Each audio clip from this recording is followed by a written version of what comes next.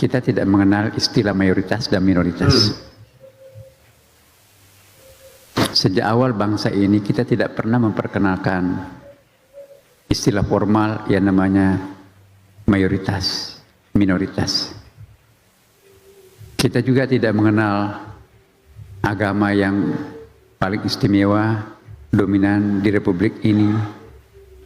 Seperti tetangga kita di Malaysia, ada namanya agama official. Jadi pemimpin agama di Malaysia itu ada officialnya, yaitu agama Islam. Padahal 40 juta penduduk Malaysia, hanya 60% umat Islamnya, tapi agama Islam di sana menjadi agama official, agama pemimpin. Jadi pemimpin keagamaan itu adalah Islam. Di Indonesia, walaupun ya pernah hampir atau memang kurang lebih 84%, tapi Islam tidak mendapatkan nomenklatur istimewa dalam perundang-undangan kita. Cari di negara manapun di dunia ini, seperti Indonesia punya menteri agama. Malaysia cuma menteri usuran haji. Betul ya. Kita menteri agama, Pak. Coba lihat lagi, Pak. Di Malaysia itu tidak ada menteri agama ya. Memang kalau di Mesir itu tidak ada menteri agama, adanya menteri Auqaf. Di Indonesia ada menteri agama ya pastinya ya. Kalau di Malaysia itu saya juga pernah dengar ada menteri agama atau beda istilah ya teman-teman. Tolong letak kolom komentar kawan-kawan dari Malaysia mengenai tentang menteri agama ada atau tidak, atau hanya beda istilah ya.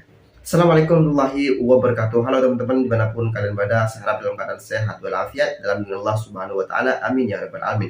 Teman-teman, pada kesempatan kali ini ada sebuah video yang sangat menarik pada kesempatan kali ini ya, dimana salah satu menteri agama Indonesia yang sangat viral sekali dan menteri agama Indonesia yang baru, yaitu Profesor Dr. Kiai Haji Nasaruddin Umar, yang merupakan juga sebagai Imam Besar Masjid Istiqlal Indonesia. Pada salah satu pidatonya, beliau ini memberikan sebuah ceramah dengan mengutip daripada salah satu negara-negara kita, yaitu mengutip daripada negara Malaysia, teman-teman, menyanjung negara Malaysia, di mana Islam di Malaysia itu sangat luar biasa, sampai-sampai Malaysia menjadikan Islam sebagai agama ofisial di Malaysia. Apakah bisa mencontoh sebagaimana Malaysia yang saat ini kita puji atau kita kagumi ya teman-teman, atau seperti apa? Nah, biar kita tak lama-lama, tak bangun saja, tengok videonya.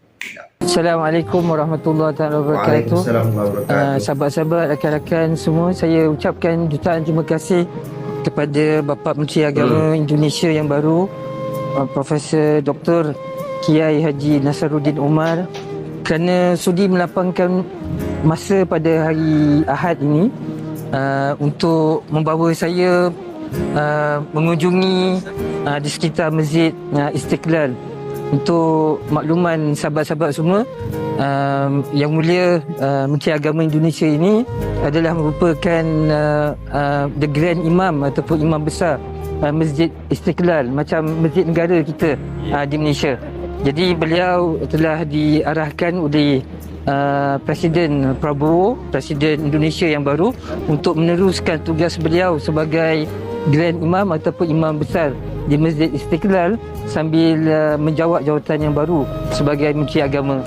Saya mohon semua untuk mendoakan agar Bapa Menteri Agama kita ni akan terus diberikan kesihatan, keafiatan untuk terus menjalankan tanggungjawab yang baru ini dengan baik dan sempurna, dan memperkukuhkan ukhuwah dan tali silaturahim antara Indonesia dan juga Malaysia. Di Indonesia ini kita tidak mengenal istilah mayoritas dan minoritas. Sejak awal bangsa ini kita tidak pernah memperkenalkan istilah formal yang namanya mayoritas, minoritas. Kita juga tidak mengenal agama yang paling istimewa, dominan di Republik ini. Seperti tetangga kita di Malaysia, ada namanya agama official. Jadi pemimpin agama di Malaysia itu ada officialnya, yaitu agama Islam. Padahal 40 juta penduduk Malaysia, hanya 60% umat Islamnya, tapi agama Islam di sana menjadi agama official, agama pemimpin. Jadi pemimpin keagamaan itu adalah Islam. Di Indonesia walaupun ya pernah hampir atau memang kurang lebih 84%, tapi Islam tidak mendapatkan nomenklatur istimewa dalam perundang-undangan kita,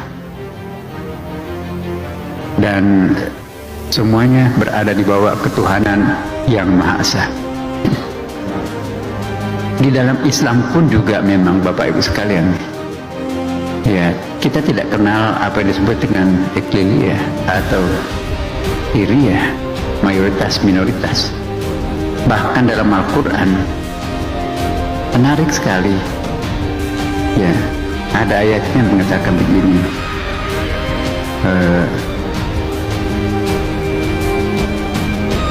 man qatala mu'minan,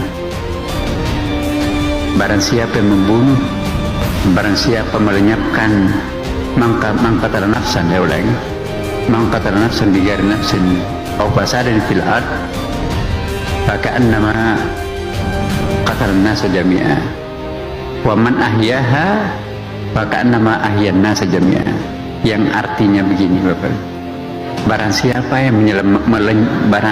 yang melenyapkan satu nyawa, agama apapun nyawa itu, ya, etnik apapun nyawa itu, warga negara apapun nyawa itu, pokoknya nyawa manusia, barang siapa yang melenyapkan satu nyawa sama dengan melenyapkan semua nyawa yang lain.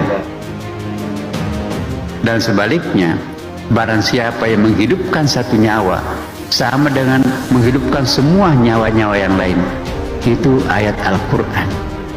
Jadi tidak ada bedanya, ya, tidak ada pandangan mayoritas minoritas tentang manusia.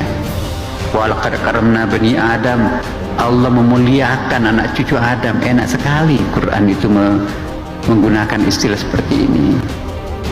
Saya kok nggak pernah membaca kitab suci yang menggunakan istilah seperti ini.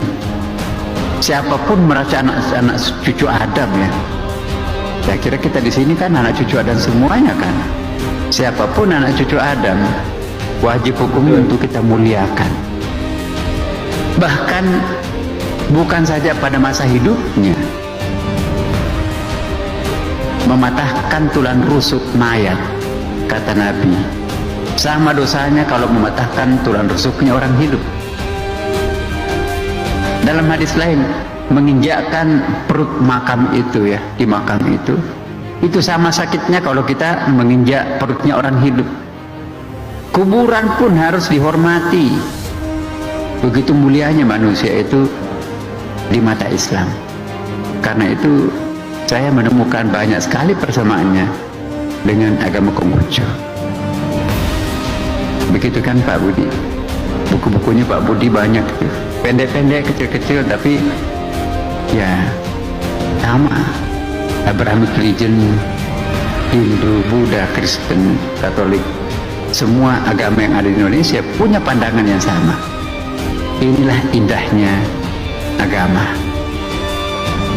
Ya, kalau masing-masing umat beragama meyakini dan mempraktekkan agamanya secara konsekuen, tidak perlu ada polisi, tidak perlu ada KPK, tidak perlu ada jaksa. Semua orang takut berdosa kan? Betul. Tapi karena kita bukan malaikat, ya perlu polisi, perlu KPK, perlu irjen, Pak Irjennya kan? Ya tidak salah. Wow, teman-teman, ternyata Malaysia itu sangat menjadi bahan pembicaraan, ya, di banyak negara. Buktinya salah satu Menteri Agama ini memberikan sebuah penghargaan kepada Malaysia yang sudah mampu menjadikan agama Islam itu sebagai agama ofisial di Malaysia, pemimpin daripada agama-agama di Malaysia, teman-teman. Padahal mereka umat Islam di Malaysia jauh lebih kecil daripada umat Islam yang ada di Indonesia, teman-teman. Apakah Indonesia mau meniru, mencontoh seperti di Malaysia? Artinya Islam di Indonesia akan menjadi agama ofisial bagi agama-agama yang lain, teman-teman, atau seperti apa? Tolong letak kolom komentar supaya kita anak berkongsi pengetahuan dan saling sharing wawasannya, teman-teman ya. Cari di negara manapun di dunia ini seperti Indonesia punya menteri agama. Malaysia cuma menteri usulan haji. Betul ya. Kita menteri agama, Pak. Coba lihat lagi, Pak, di Malaysia itu tidak ada menteri agama ya. Memang kalau di Mesir itu tidak ada menteri agama, adanya menteri Auqaf. Di Indonesia ada menteri agama ya pastinya ya. Kalau di Malaysia itu saya juga pernah dengar ada menteri agama atau beda istilah ya, teman-teman. Tolong letak kolom komentar kawan-kawan dari Malaysia mengenai tentang menteri agama ada atau tidak, atau hanya beda istilah ya. Timur Tengah, negara Arab, satu bahasa puluhan negara. Indonesia satu negara ratusan bahasa. Mangga, monggo. Masya Allah, ini negara kita ini nikmat beragama, Pak. Allah Karim. Allah. Cari negara Islam, diliburkan setiap hari besar Islam. Maulid kita libur, Isra Mi'raj kita libur, Tahun Baru Islam kita libur, Ramadan awal libur, Ramadan akhir libur. Bahkan lebarannya pun kita terserah mau ikut Muhammadiyah atau pemerintah, terserah. Inilah kita beragama, Pak. Waktu kita mengeluarkan fatwa, itu cepat Menteri Agama Malaysia itu menanggapi, Pak. Lalu mereka langsung membentuk tim investigasi. Mereka lakukan penelitian selama 6 tahun di Az-Zaitun. Karena ada, saya lupa jumlah santri Malaysia yang nyantri di Az-Zaitun waktu itu. Setelah 6 bulan mereka melakukan investigasi, kesimpulannya pesantren ini mengajarkan ajaran sesat. Semua anak santri berasal dari Malaysia harus ditarik. Tarik. Kalau mereka tidak segera ditarik, mereka tidak akan bisa kembali ke Malaysia. Cepat, Pak, Menteri Agama Malaysia itu. Alhamdulillah, Menteri Agama kita juga waktu itu datang, Pak, ke Az-Zaitun. Begitu selesai kelar dari Az-Zaitun, dia membuat pernyataan. Bagus, megah bangunannya. Bagus itu. Ya memang bangunannya tidak sesat, Pak. Nah, teman-teman, luar biasa itu barusan ya, yang mengejutkan kita semua, pidatonya Menteri Agama Indonesia yang di dalamnya mengutip salah satu negara kita, negara tetangga kita, itu negara Malaysia, teman-teman. Semoga kita semua antar umat beragama diberikan jalan untuk menuju kedamaian, baik di Malaysia atau di Indonesia, teman-teman. Nah, saya tidak mau banyak komentar mengenai hal ini. Sampai jumpa di video berikutnya. Assalamualaikum warahmatullahi wabarakatuh.